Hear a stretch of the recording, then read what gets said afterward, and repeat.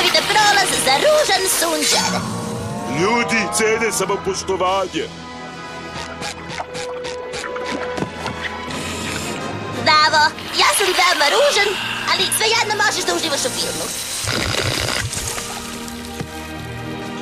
Izvinite, gospodine. Nadam se da vas moja ružnoća neće ometati. Nimalo nećeće. Sunđer Bobe, ne brini zbog njega, on je samo... Sunđer Bobe, šta nije u redu? Ne mogu ovo, Patriče. I pokušavao, ali nisam uvek toliko siguran u sebe i možda je bolje da odem i sakrijem se. Ljudi, šta je vama? Plašite se ruznoće! Evo, gledajte ga! Ružan je, zar ne? Gledajte ga! Zdravo.